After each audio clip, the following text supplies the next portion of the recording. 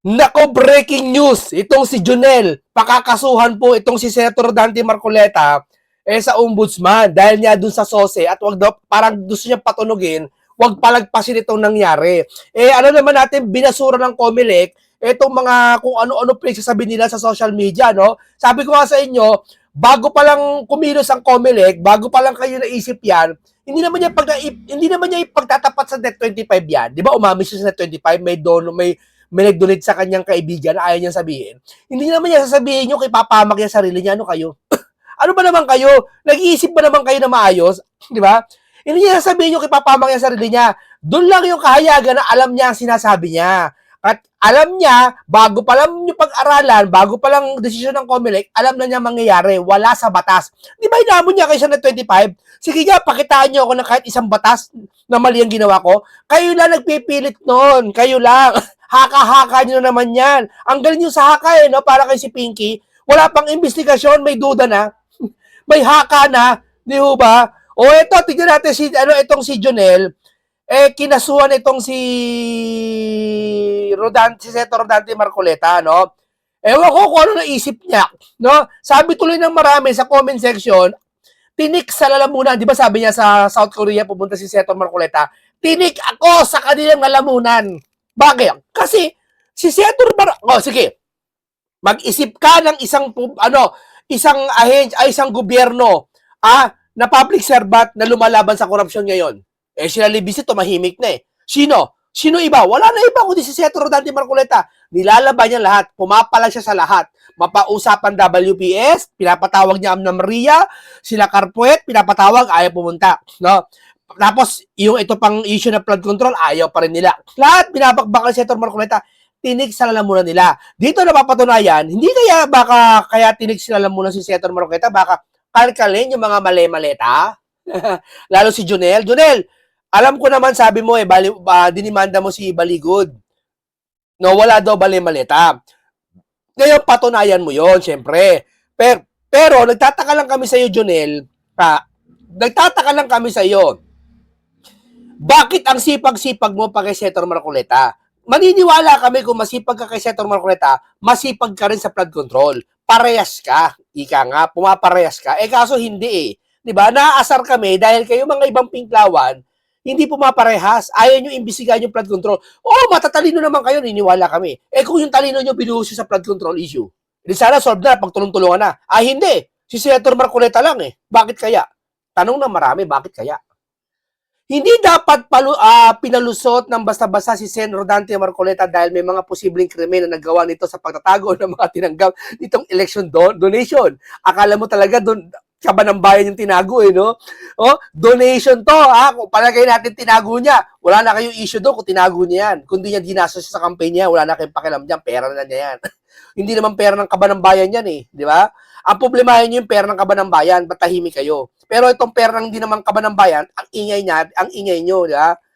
Ito ang iginiit ni mamamayang Liberal Party na Laila de Lima matapos absuelto ng Commission on Election si Marcoleta sa paglabag ng Section 109 ng Election Code kaugnay sa kanyang statement contribution sa expenditures. Ayon sa dating Secretary Department, pagka-absuelto ni Marcoleta ay sa kaso ay dahil sa inalis na parusang kriminal sa kasong ito sa ilalim ng Republic Act 7166.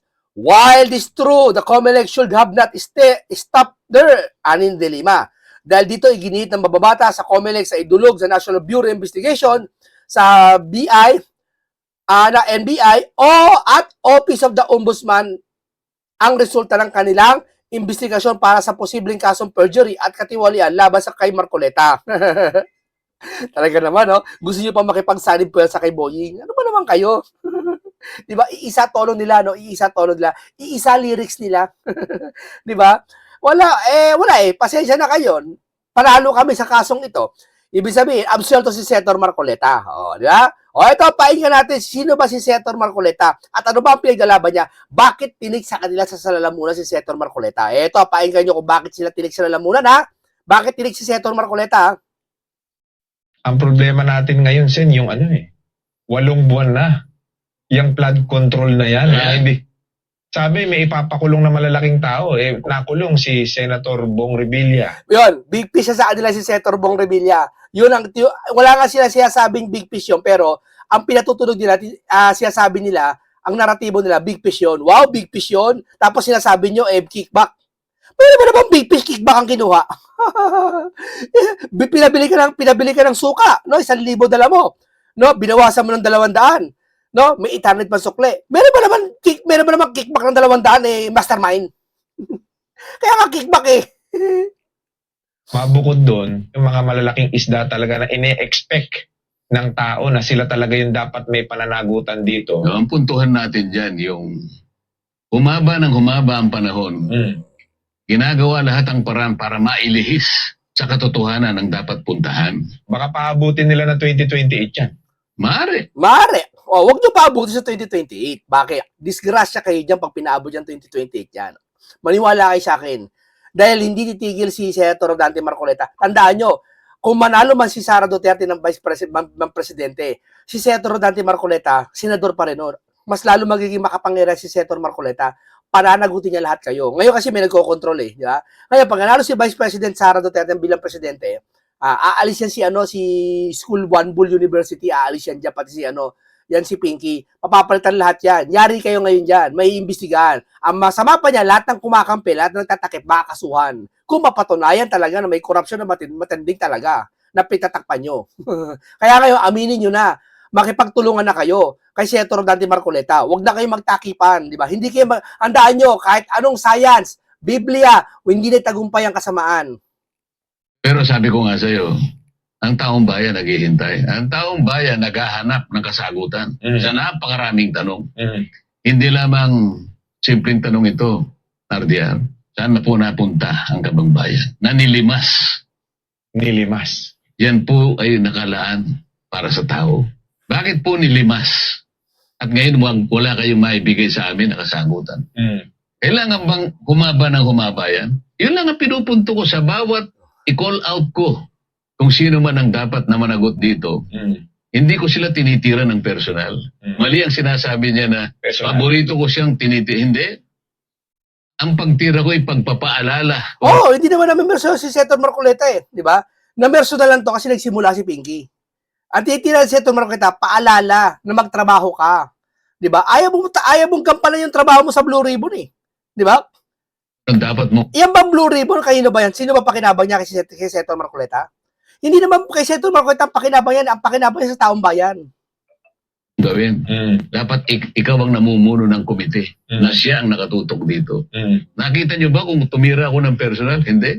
Pinapaalala ko, ba't hindi mo tinawag si ganito? Si ganito at saka si ganyan. Napakarami nito. Personal ba yun? Hindi. Pinakikita ko, pinaalala ko sa kanya sapagkat ito'y sagutin mo sa taong bayan. Kasi ang buong akala ko noon, magkasangga tayo eh. Ang hanapin natin, malalaking isda. Tingnan mo, buong akala niya magkasangga sila. Ibig sabihin talaga, una sa lahat, friend lang muna kasi lahat ng kaibigan si Senator Marcoleta maaling friend niya. Pero pag ikaw tampalasan sa taong bayan, yayariin ka ni Senator Marcoleta. Walang kaibigan dito. Sinabi ko na sa iyo, hindi sapsap ang ating tinutukoy dito.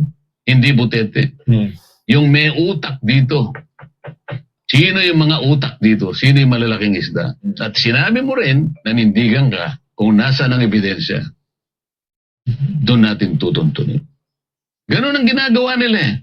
Lahat ng titindig na magmamalasakit para sa taong bayan, para maapuhap natin ng katotohanan kung sino talagang may sala dito, ganun ang ginagawa nila. Yung 18 Marines na tinawag pa nilang 18 Marites, bakit hindi man lang naimbitahan ni isa sa kanila? 18 Marites daw. Woo! Kayo, 18 Marites na tawag na 18 Marites talaga.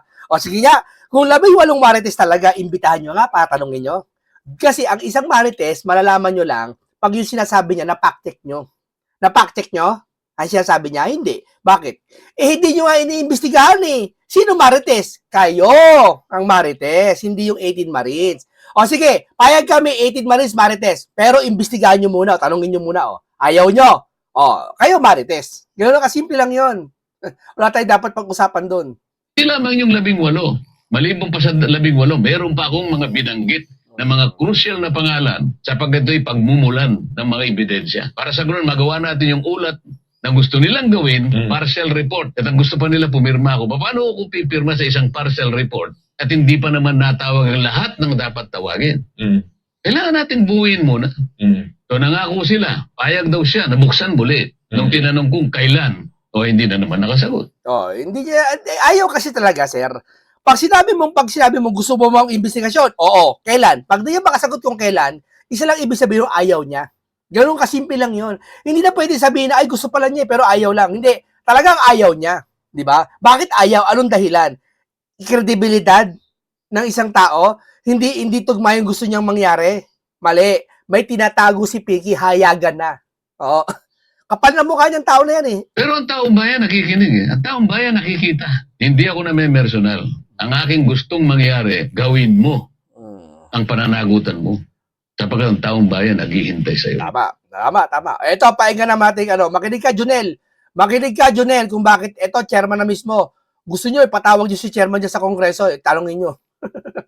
Yung isang katanungan niyo po, bakit naman itong mga nag-donate? Yan. Tama.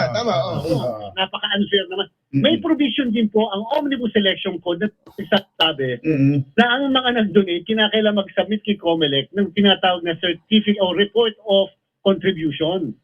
Na ang sinasabi din ng batas, Mga kapag- donor yan, Chairman. Ang Mga donor po, kailangang mag-report sa COMELEC, Opo, hindi lang pala yung kandidato, pati yung nag-donate. yes, bisan po, ang ginagawa ng kandidato, sinasama na sa kanyang sose, yung report of contribution na tinatawag. Okay. Ngayon po, ang sabi ng batas, kapag ka hindi ka submit, nag-accomplish nung report of contribution, ikay mananagot at ito'y kasong kriminal. Yan pong provision na yan ay Hindi na repeal. doon sa Republic Act 70. Nako! Pambira yung Hindi po yun. Panginoon ko. Po sa batas, ay yung mga kandidato, pero hindi po yung mga contributors or donors. So yun po yung dahilan kung bakit pinatuloy nung aming opisina, yung PIFAD, yung Political Finance and Affairs Department, at sinabing dapat kasuhan o mag-file ng criminal complaint laban sa 3 na mga nagbigay sa aming law department. So na-decriminalize ng mga politiko, ng mga mambabatas 20 years ago. na kandidato naging minsan naging kandidato yung tungkol dyan sa campaign contributions, pero hindi na isama yung mga donor. Yun po yung maliwanag, Katunying Kajeri. Talaga po, maaaring sa isang banda, kahapon nga po, yung mga katanungan sa akin, Chairman, parang unfair po yun. Kasi po, siyempre, yung wisdom ng batas ay talaga pong wala sa atin at ito po yung nasa ating legislature. Junel, pahinga mo to. Or maybe it was an oversight. Dito nga sa Comelec mismo nagkasala, hindi sila lumusot eh. Dadali mo pa sa ombudsman, sa NBI. Ano ba naman yun? Hindi kaya ganun. Anong iimbestiga ng ombudsman sa kanila? Anong iimbestiga sa kanila NBI? Kay Marcoleta? Sige nga. Chairman. May posibilidad po, ayaw naman po natin isisi sa mga panahon ngayon ng ating Kongreso. In fact po, sa kasalukuyan, may isang panukalang batas sa mababang kapulungan na ibinabalik yung kung ano yung sitwasyon Before. bago naman po magkaroon ng Republic Act 7166. In fact, si Senator, dating Senador Miriam Santiago, nung siya ay buhay pa, ay nag-sponsor din ng isang panukalang batas upang muli nagawing kriminal yung Section 108 na yan para naman maging equal sa lahat. Subalit ito po hindi naman naipasa rin ng Kongreso nung siya ay buhay pa. Ang nakakatakot. Ito isipin nyo mabuti Tama, pinagtutuunan nila ng pansin yung mga ganitong problema kay Senator Marcoleta. Napakalit na bagay nito kumpara sa kaso ng nakaw sa atin eh. Bakit nila ito pinupunta niya si Senator Marcoleta? Hindi dahil sa kaso niya eh. Para si Senator Marcoleta, bakbakan nila. Kasi niya sabi niya, di ba, tinik sa lalamunan nila. Sabi ni Senator Marcoleta, di ba, tinik ako sa lalamunan nyo. Bakit? Kasi walang tigil si Senator Marcoleta na mag-imbestiga at mag-push talaga na imbestigahan yan. Di ba? Etong mga to, binabakbakan si Senator Marcoleta, hindi dahil sa nagawa ni Senator Marcoleta, binabakbakan si Senator Marcoleta dahil nangingialam si Senator Marcoleta, siya lang bukod tangi ngayon na nakalakaupo ngayon sa politika na gusto pa imbestigahan itong flood control issue. Bagay na ayaw nila malaman. Kasi yung maraming sabit dyan, di ba sabi yan ni Mike Defensor, kung naalala nyo, kung makikita nyo ang picture na hawak ng 18 Marines, minimal lang yung pinakita pero marami pa silang video eh. Hindi kayo maniniwala kung sino-sino yung mga tumanggap talaga ng maleta. Sabi niya ni Mike Defensor Hindi nyo akalain tumanggap pala ng maleta yon. Hindi nyo lubos maisip na tatanggap pala yung maleta yon. Ibig sabihin, may mga tao sangkot doon na hindi pa pinapangalanan na iyahayag yan kung sakali maupo sila sa Senate hearing o maupo sila sa isang official na hearing, no? Kaya nga ayaw maupo yan ni Pinky. Sa tingin ko natatakot sila eh. Kasi pag naupo yan dyan, susuka lahat ng ebidensya. Maniwala kayo. Yan, takot na takot sila mangyari. Kaya takot na takot sila kay Senator Dante Marcoleta. Dahil pag napaupo yan sa hearing, magtatanong si Senator Dante Marcoleta na hindi nila kayang tutulan. Tandaan niyo yan. O, pakinggan natin kung sino ba talaga si Senator Dante Marcoleta at ano ang kanya naging papel sa nakaraan pa bago siya maging senador. Isa dyan, Pinky lang. Isa dyan, nagpaikot ng roleta sa Bulagaan. Ha? Tapos naging senador, tapos nagiging sa Bulagaan, papaikot ng roleta. Yun, variety show. Na, yun lang, doon. Naging ginawang Bulaga yung Senado. Eto, hindi. Eto, matagal nang lawyer to, matagal nang eksperyensyado to, hindi marami na siyang karanasan. Isinasabi pa nila na si Sen Marcoleta nag-iisa na lang yan dyan na consistent na lumalaban sa katiwalian. Pero anong sinabi nila? Baguhan. Dapat rumespeto. No. Mga kababayan, paalala ko lang, kilalanin natin ang tunay na lodi ng kaban ng bayan. Bakit ba takot na takot sila kay Senator Marcoleta? Bakit pilit siyang binabansakang pabida o baguhan? Simple lang mga kababayan. Dahil siya ang salamin na nagpapakita ng kanilang mga dumi. Takot na takot silang humarap sa salamin. Kaya ganyan ang ginagawa nila. May gang up style, di ba? Old boys club. Ang pangit, no? Old boys na. Club pa. Ano ba yan? Gusto ko lang makilala ninyo kung sino po si Senator Marcoleta. Siya veteranong lehistura na may 18 years of legacy.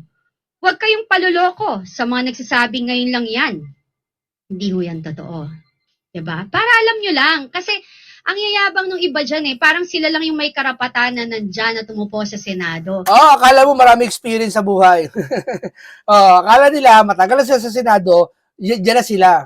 Sabi niya ang tagal niya na sa Senado, yung dalawa, si School Bukol sa si Pinky. Di ba dati may tagline niya na ang simula ng pagbabago. Wow! Ngayon lang kayo magsisimula, ang tagal nyo na nakaupo.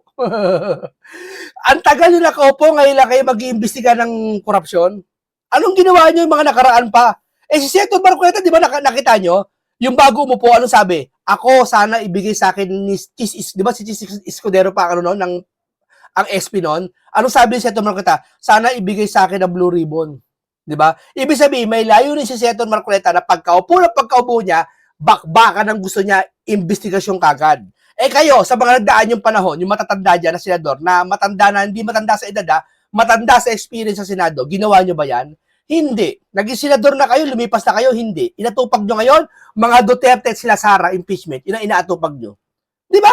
Ganyan kayo na-stuck, di ba? Kaya biglang-bigla kayo sa nangyayari kay Senator Marcoleta. Ano ba yan? Masyadong pabida. Pabida talaga. Maski ako, diyan ako, papabida ako Bakit? Masama? Ano bang may damage ba pag may pabida? Masama ba yon? Tandaan nyo lahat kayo pare-parehong binoto. Hindi ho porke kayong Senate President o kung ano man ang posisyon na meron kayo, iisa lang ho ang inyong ang inyong level. Kasi lahat ho kayo ay senador. Wag ho kayong masyadong mayabang. Yung iba, tsaka wag ho kayong maniniwala masyado rin sa mga pa-English. Diyos ko, dinadaan tayo sa English. Hindi, dalawa lang sila ba't nag-i-English? Ito sabihin ko sa inyo. Tatlong bagay sila ba't nag-i-English. Una, muscle memory nila na talagang bukang bibig nila Englishero talaga sila. Nasanay sila sa ganyan. Unfair nga Kawawa yung mga mahirap. Hindi lahat nakakaintindi ng English. Tandaan niyo yan. Ako medyo nahihirapan ako sa mga malalim na English Hindi lahat nakakaintindi ng English. Kaya yung mga Pilipino, hindi maintindihan kasi nag-i-English sila. Di ba? Yan, pandaya nila yan Pangalawa, kaya siya nag-i-English kasi yung mga kabataan, Englishero ngayon, mga Gen Z. Gusto nila akitin yun. Oo. Akala nila, porkit nag-i-English, social, mayaman, matalino, yun ang pameki nila. Pero suriin mo, i-cross-exam mo, i-debatihin mo, wala magagawa, hindi makakasagot. Yan. Yan ang English nila. Pero wala namang laman mga pinagsasabi. Minsan yung mga researcher nila, mga palpak pa. Huwag tayong paluloko sa mga nagsabi ngayon lang yan. Sabi nila, si Senator Marcoleta hindi sumulpot lang sa Senado kahapon. 18 taon ang kanyang karanasan bilang legislator. Hindi siya born yesterday. Tumandaho na siya dyan. At kung makikita nyo, siya ang mambabatas na bihasa ang bawat letra ng batas. Mula sa Kongreso hanggang sa Senado. Ang kanyang track record ay di matatawaran. Siya ang mambabatas na kayang himayin ang bilyong-bilyong budget na Tama. pilit tinatago ng mga ganib. Grabe, no? Ganyan ang trabaho ni Senator Marcoleta. Ngayon lang tayo nakakita ng senador na napaka-stricto, napaka-dedicated niya sa trabaho niya. Kumbaga sabi niya talagang, parang obsessed sa trabaho niya na talagang, kumbaga sa teacher, terror siya. Kailangan mo matuto. Kailangan yung gawin to. Ang 18 years na iyon ay 18 years sa pagbuno para sa interes nating mga ordinaryong Pilipino. Siya ang fearless crusader. Walang kinikilingan. Sino pa ba ang malakas na loob na bumangga sa mga higanteng korporasyon, sa mga old boys club dyan na pikon? Diba? Si Marcoleta lang. Kaya nga siya pinagkakaisahan. Hindi dahil hindi siya kayang takutin, mga kababayan, hindi siya kayang bilhin. Kahit pagtulungan pa siya ng mga retired na politiko at mga sikat na media anchors, hindi siya umaatras. Tama. Pilit man lang binabaluktod, ini-splice ang kanyang mga testimony o statement, ay hindi po nila ito mababaliktad dahil po siya ay handang sumagot ng diretso. Dahil po hindi po siya sinungaling at hindi siya mahilig sa drama. Kaya nga nila hindi siya kinakaya dahil straight to the point. Kung ano yung totoong topic sa korupsyon, yun ang kanyang gagawin. Napansin niyo po ba, mga kababayan, nung siya ay naging Blue Ribbon Chair, napakabilis ng kanyang investigasyon. Talaga, napatawag niya kagad si Diskaya Sabihin si Diskaya, kasabot niya. Ipapatawag niya ba yun kung di ano? At pupuspusin niya ba ng tanong yun kung di yung kasabot niya? Ang masama nga si Diskaya lang Ang daming pinangala ng kontraktor Bakit si Diskaya lang kinulong ngayon? Sige, asa yung ibang kontraktor? Sige nga. Sobrang bilis. Wala. Hindi umuusad ang investigasyon. Maniwala kayo. Sila yung tunay na natakot. Tapos sasabihin nila siya ang bastos. Sino ang tunay na bastos? Habang siya ay nasa kalagitnaan ng kanyang investigasyon sa flood control projects, ang ginawa nila sa kanya, tinanggal siya. Dahil napakabilis po ng kanyang pagtunton sa hinahanap nating mastermind. Hindi siya kayang bilhin, kaya siya pinagkakaisahan dahil wala siyang price tag. Ang loyalty niya hindi sa kumpare system, kundi sa bawat Pilipinong ninanakawan ng kinabukasan. Siya ang boses ng hustisya. Habang ang iba ay napaka-busy. Alam niyo palusot? Yung ginagamit ang interparliamentary courtesy or yung kampihan sa loob.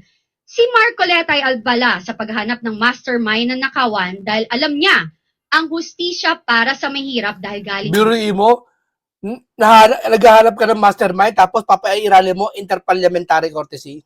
Harap-harapan mo kami niloloko, Pinky. Sabihin mo, batas yan? Sige nga, ilatag mo nga kung talagang batas yan. Po siya dito ay hindi nakukuha sa pakikisama kundi sa paglalabas ng katotohanan. At yan po ang kanilang kinakatakutan, ang malaman ang katotohanan. Hindi ho totoo na gusto nilang malaman ang katotohanan. Gusto nilang pagtakpan ang katotohanan. 'Di ba? Sampal ho sa atin yan bilang mga Pilipino, 'di ba? Ganito na ho kagarapal ang sistema ng lideratos dito sa Pilipinas. Nakakalungkot, no? Nakakalungkot na nakakagalit. Okay, maraming salamat po sa inyo.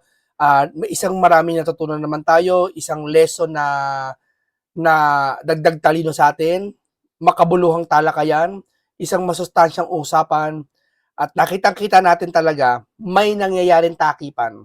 Huwag na natin itanggi. Huwag na kayong magmatigas, wala nang kulay-kulay to. Tignan nyo na lang, logic na lang, pairalin nyo konsensya nyo, pati puso nyo. May takipan, tama pa ba to? Diba? Nakita ko ang isang tao na nagnakaw, may witness. Hindi mo tatanungin ng witness kung nakita niya talaga. Sasabihin mo, ay, hindi totoo yan. Okay, maraming salamat. Ingat lahat kayo. Paalam sa inyong lahat.